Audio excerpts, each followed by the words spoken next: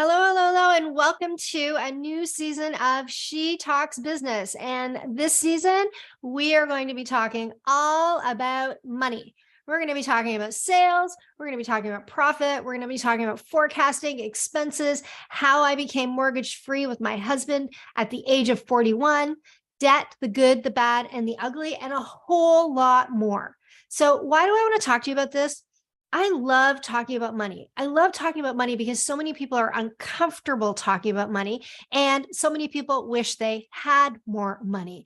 And so I want to share some of the ways that I have been able to increase sales, increase profits, generate wealth inside of my business with you in hopes that you can learn from some of these things to make your business more successful, to be able to generate more income for yourself and your family, to have more peace of mind, to be able to really plan for your future so you don't have to worry about money, because worrying about money is no fun.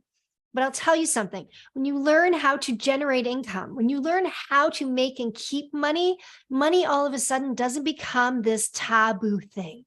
So I'm going to start by talking about sales, because typically when I have a new client who works with me, whether they're working with me as a business advisor or a coach, or they're even working with me on a strategic marketing roadmap, the first thing they always want to know is, how can I get more leads to increase my sales? Everybody wants to know, how do I increase sales? So I'm going to give you 13 strategies that you can employ today. And guess what? You don't need to create a new sales page. You don't need to create a new webinar series. You don't need to create 25 emails. You don't need to dance on Instagram. These are 13 strategies that you can put to work today. I'm giving you 13 because some of them you might not like, which means you've got lots to choose from. But before we dive into those 13 strategies, I want to talk to you about, really, there are only 3 ways that you can actually sell more in your business. It all boils down to these 3 things. 1, increase the number of clients that you have. Number 2, increase the number of transactions that you have. And number 3, increase the average amount per transaction that each person spends. In a nutshell, that's all you need to do. Get more clients, get them to buy more often, and get them to spend more. If you can do those 3 things, you can really generate more sales. But I know that's not what you want to hear, because then you got to figure out, okay, well, how on earth do I do that? So I want to break down 13 hows that you can employ to make this happen in your business right now. Number 1, let's start with get new clients. You want to do this, but you want to identify what are the activities that help you do this. How do you get more clients? What is it that works for you? Do you even pay attention when somebody reaches out to you, how they found you? Do you ever ask when somebody buys something on your website, how they found out about you? You want to understand what the lever is that sends new clients to you. I know for me, one of the levers is speaking and attending in-person events. Whenever I speak on a stage, I get new business. Whenever I attend an event and I interact with people, I get new business. Whenever I am doing my marketing, when I'm actually stepping up my marketing and doing it more intentionally, I attract more business. So the first thing that I want you to do is ask yourself, what are the activities that you know work for you to get more clients? And then go make sure you're doing those things every day, or at least every single week, so that you are intentionally trying to attract more clients to your business. Number 2, this is an easy one, but it's not so easy. Increase your prices. Everybody says increase your prices. And I want you to ask yourself, when was the last time you actually increased your prices? When was the last time you increased your prices with your existing clients? Increasing your prices can be difficult, because all of a sudden you get this mental guk. Am I charging too much? Are they going to leave if I increase my price? And you get uncomfortable verbalizing the new price. But reality is, if you look at the number of transactions you have per year, and you look at what the average sale is, the fastest way to grow your sales is to increase the average sale by a certain percentage. If you increase the average amount people spend, then your top line sales take care of themselves, and you don't even need more clients. You just need your existing clients to spend more. So here are a few things that I want you to think about. 1, have time-bound contracts. Don't put pricing in effect and make it forever and ever and ever. Stop grandfathering your pricing. If you have learned anything over the last 3 years, there is nothing like a good pandemic and inflation rates skyrocketing to make you wish that you hadn't grandfathered your prices. So when you are pricing, let people know that this fee is in place for this period of time. And at such and such period of time, we will reprice the work based on current market conditions. You can give somebody price safety for a year, but when was the last time you went into Starbucks and they promised you that cinnamon dolce latte was going to stay the same price forever? They just don't do that. You also want to increase your fees when you get new clients. So I'm going to tell you something. Last week, I sold 3 strategy sessions, 3 for $7,500. And I walked into the living room after the third person said yes. And I said to my husband, it's time to increase the price because it's too easy. I had 3 conversations and I had 3 yeses. You shouldn't close every single conversation. If you're closing every single conversation, likely your prices are not high enough. Set some type of rule in place so that after X number of sales, you will increase your fee by X or Y percentage, or as of such and such a date every year. Maybe it's at the end of every 90 days, you'll increase your price by a certain amount, but don't leave your prices static. Your prices should be changing and evolving. I hope to God you are changing and evolving as a business owner. I hope you're getting better at what you do every single day and that you're investing in your learning and your development. Well, the more you invest in you, the more you learn, grow, and develop, the more value you create for other people. Therefore, your prices should go up. So stop being afraid to increase your prices and look at what prices haven't been raised in a long time and start raising them. And if you'd like to know how I have approached clients with respect to existing clients, with respect to increasing prices after a long period of time, send me an email, lisa@lisalarter.com. If enough people want to know how to do that, I'll do a show on that too. All right, number 3, this is easy. Introduce something new. Introduce a new product or service. Put something out there that you haven't done before. Change up your offers. If you're always offering the exact same 3 things, people are going to get bored. So introduce a new product or service to the marketplace. Try introducing a new product or service to the marketplace every 3 to 6 months. Now, here's where it gets tricky. Just because you introduce a new product or service doesn't mean that you keep that product or service going on forever. You also have to cut the bottom underperforming products and services that you have. You want to keep the mix of products and services that you offer your clients interesting. Don't keep things that are no longer working and keep adding, because if you have too many offers out there, then you confuse your buyer because they don't know what to buy. So introduce something new, but also remove things that are no longer working well for you. Number 4, upsell something to an existing client.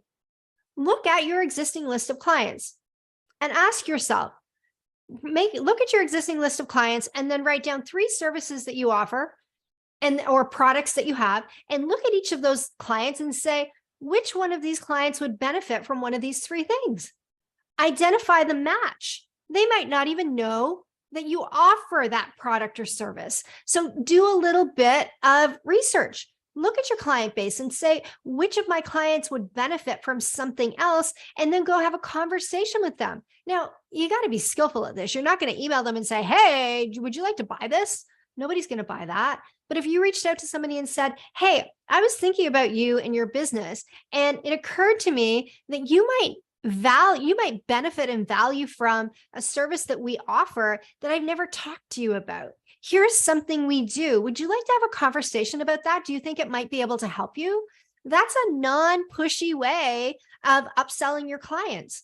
I can tell you, I have clients that I text ideas to all the time, and I get instant responses. I love it. Yes, let's do it. I'm in.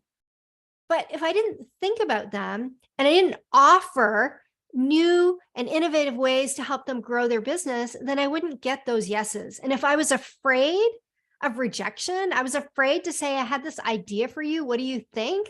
Then they wouldn't know, and I would miss all of those opportunities. So think about what products or services you currently have that your existing clients might be interested in. Number 4, look at your list of clients that are no longer active.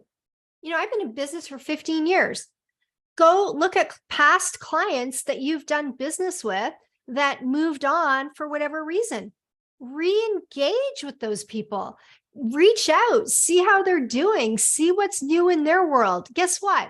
When you ask what's new in their world, they're going to ask what's new in yours. And maybe, just maybe, when you start talking to them about what you've got going on in your business, there might be an opportunity for them to do business with you again.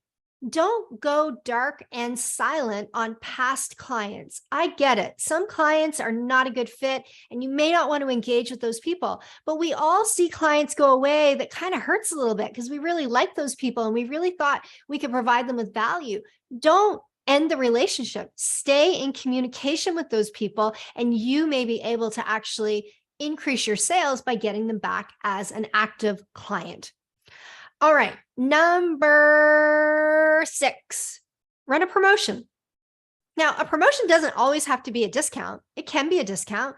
You can run a buy 2, get 1 free. You can run a, certain percentage off for X period of time, but you can also run a promotion that is tied to a bonus. Buy this and get this. So you find a reason, and promotions are a good reason. And Colleen Francis talks about this in her book, Right on the Money. And she has been a guest on the podcast. So go find the episode with Colleen Francis. She talks about always finding a reason to reach out to people. Well, if you have a promotion running, it's a reason to reach out to your clients. You want to make sure that they know. Think about it. You walk into Banana Republic to shop, and the first thing they do is, hey, I just want to make sure somebody told you about the promotion we have running today. It's a reason for them to interact with you, but it's also a reason for them to tell you what the promotion is so that maybe you'll take advantage of it. Because if you don't know what the promotion is, chances are you're not going to buy 2 t-shirts instead of 1 if nobody told you that they were buy 1, get 1 half off. So create a promotion and then communicate the promotion with some passion and enthusiasm for your customer base. The next thing that I want you to think about, number 7, is create recurring revenue models. So one of the ways that I've been able to scale our business to 7 figures and beyond is because we have recurring revenue models. I've always been a big fan of recurring revenue models and not a big fan of contracts. And a lot of people do the opposite. They make you sign a contract for a year and then they try to renew you at the end of the year. What I have found is that when you have recurring revenue agreements set up with people, they tend to just keep going unless you give them a reason to stop. So look at your business and ask yourself, what type of service or product offering could you introduce that becomes a recurring revenue model? Amazon is even doing this, for God's sakes. When I buy coffee off of Amazon, they give me the option to make a one-time purchase or to auto ship. Auto ship is a recurring revenue model. So think about your business and ask yourself, how can you create a recurring revenue model? Recurring revenue models allow you to lock in sales to a certain degree because you know you can count on that recurring revenue every month. So instead of looking at your business and saying, how do I get from 0 to 10,000 this month? You're looking at your business and going, how do I get from 5,000 to 10,000? Because I have 5,000 in recurring revenue already. It's a completely different way to look at your business. Number 8, try a concept that I call invitation marketing. I use invitation marketing all the time. I put something out there and say, I'm thinking about doing this. I'm looking for X number of people who would be interested. This is what it looks like. This is what I'm thinking it might cost. If you're interested, let me know. That way, invitation marketing is allowing me to essentially test a proof of concept before I have invested any money in a sales page, an email campaign, autoresponders, shopping cart, all that stuff. So test invitation marketing, but invitation marketing works best when you're also combining it with value-based marketing, which means you are actually creating valuable marketing for people that helps them in some way on a regular basis. If all you ever do is sell, it's going to be really hard to get people to buy. But when you are creating value and you're giving people a reason to buy, that changes the game. Number 9, look for referral partners. Now, referral partners can be a little bit tricky.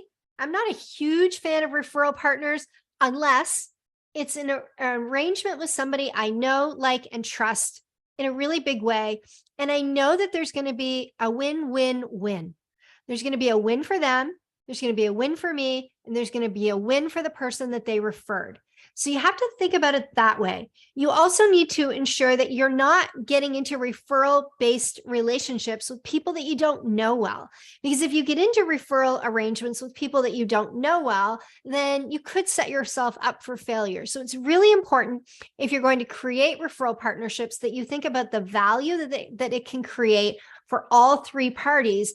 And if you're paying someone a referral fee, that you're pricing in such a way that you can afford to give the referral fee without undermining the profit that you want to create in your business. So be really strategic and intentional about how you set those referral partnerships up.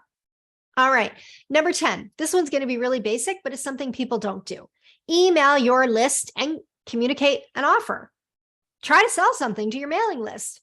Like, sometimes people just send blog after blog after blog after blog after blog after blog, and they don't actually try to sell anything to their list. People don't know you have something to sell unless you tell them. It's the same thing on social media. You don't want to be selling all the time, or you don't want to be selling too soon, but you do need to let people know what it is you sell. Because if they don't know, how can they choose you?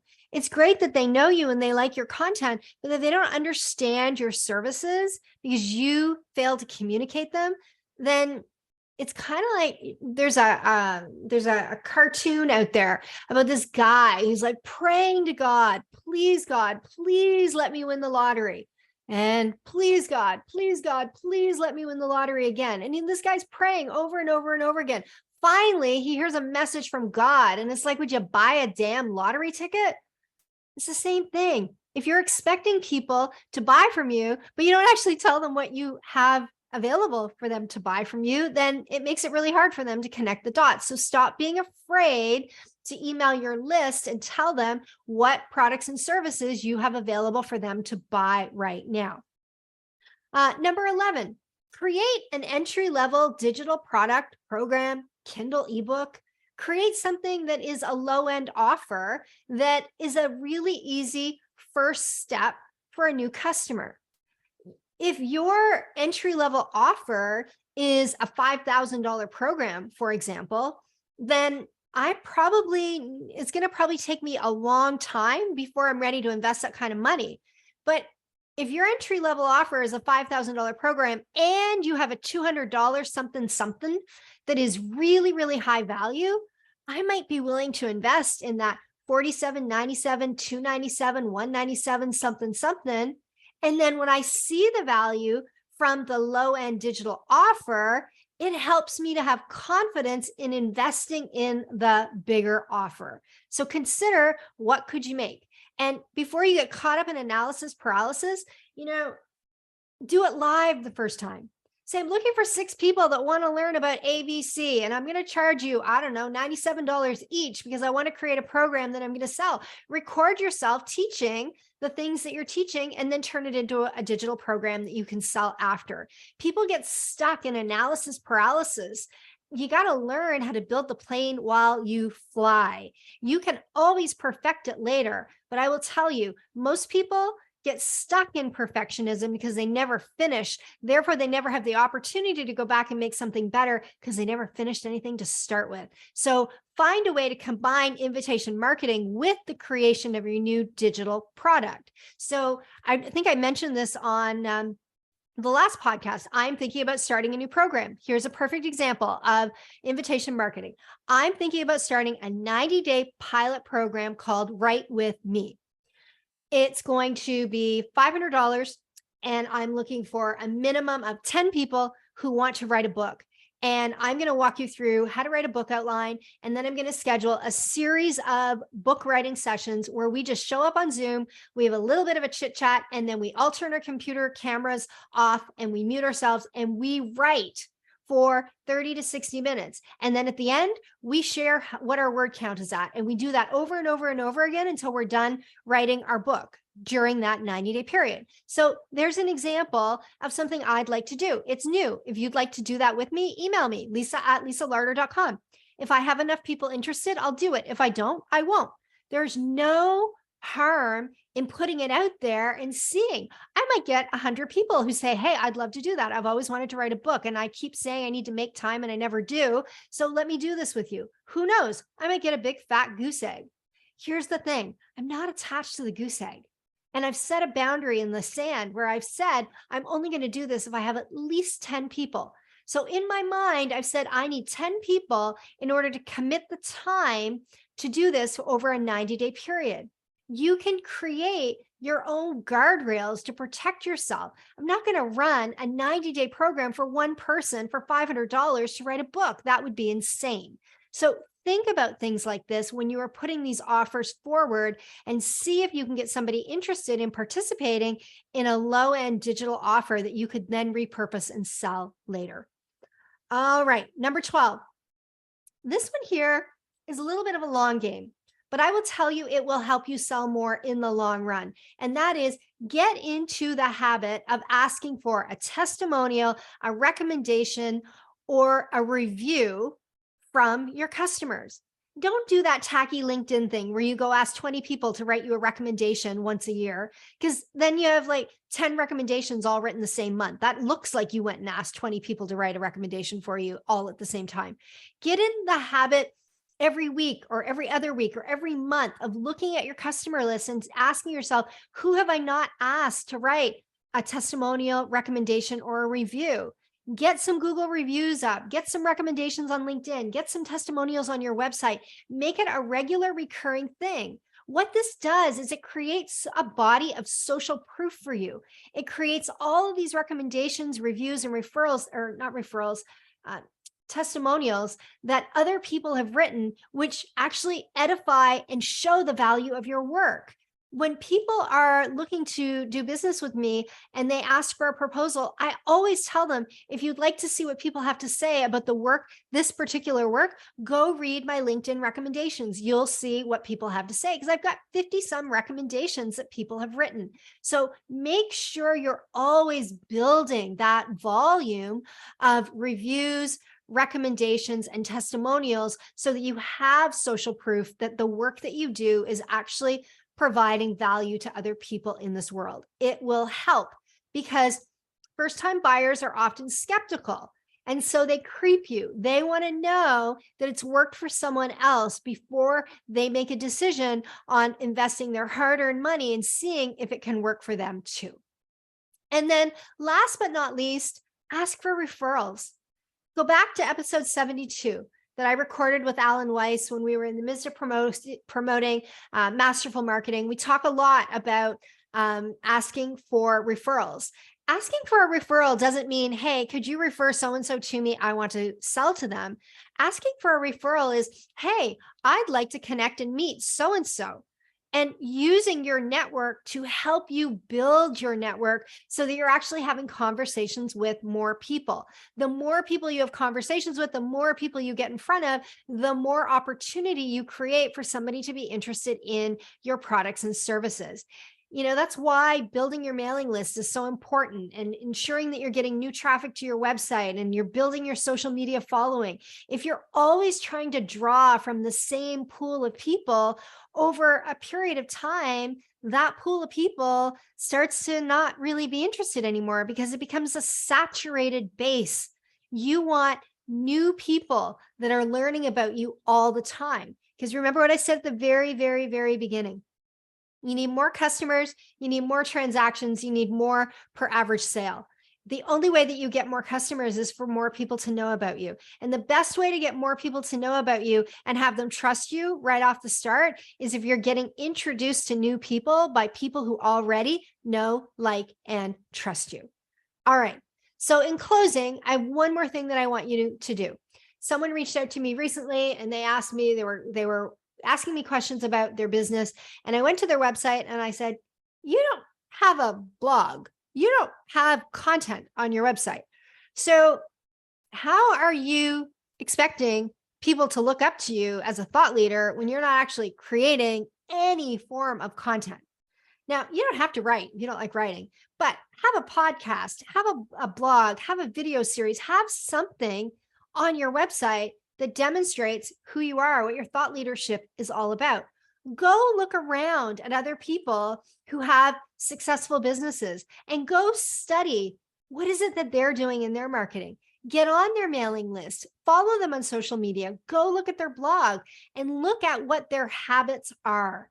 Because chances are, if you study the habits of successful business people, you will see that there are some habits that they are deploying on a regular basis that you're not. And if you start to up your own game in deploying those habits, then you will actually start to see an upturn in your business. You should be attracting more people who are interested in doing business with you if you actually start to do some of the things that successful people do to build their business. All right. I hope this episode was valuable for you. You can tell I'm a little bit passionate about this topic. I look forward to continuing to talk to you about this, and I'd love to hear from you. I would love to know which of these 13 strategies is one that you think you can actually act on right away. And if you use one of these 13 strategies and it works for you, here's what I'd really like you to do. I'd like you to go to whatever podcast platform you listen to She Talks Business on, and I would like you to write a review for the podcast. It's been almost a year, I think, since I've had a review on iTunes. So come on, folks, if you're enjoying the content, reciprocate. If you want people to write reviews for you, ask yourself, when was the last time I did it for someone else? All right. Thanks for listening, and we'll see you again next week.